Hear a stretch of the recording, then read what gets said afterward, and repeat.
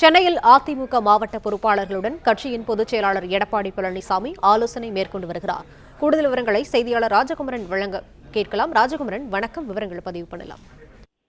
அதிமுகவில் இருக்கக்கூடிய அனைத்து மாவட்டங்களுக்கும் மாவட்ட செயலாளர்களுடன் இணைந்து பணி செய்யக்கூடிய வகையிலே மாவட்ட பொறுப்பாளர்கள் நியமனம் செய்யப்பட்டிருக்கின்றார்கள். 2026 சட்டமன்ற தேர்தலுக்கு தயாராகக்கூடிய வகையிலே கட்சியினுடைய கிளை முதல் அமைப்பு எவ்வாறு இருக்கின்றது, தொண்டர்கள் எந்த அளவு சேர்ந்திருக்கின்றார்கள், அனைத்து தொண்டர்களுக்கும் அந்த உறுப்பினர் அடையாள அட்டை சென்று சேர்ந்திருக்கின்றதா என்பது உள்ளிட்ட தேர்தலுக்கான அடிப்படை பணிகளை மேற்கொள்ளக்கூடிய விதமாக இந்த மாவட்ட பொறுப்பாளர்கள் நியமனம் செய்யப்பட்டிருக்கின்றார்கள்.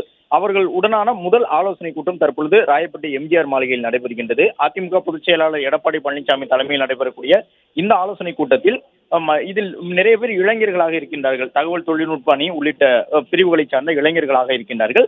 அவர்கள் மூத்தவர்களாக இருக்கக்கூடிய மாவட்ட செயலாளர்களுடன் இணைந்து செயல்படுவதில் ஏதேனும் தடை இருக்குமா என்பது உள்ளிட்ட உட்கட்சி சார்ந்த விஷயங்கள் பேசப்படுகின்றன.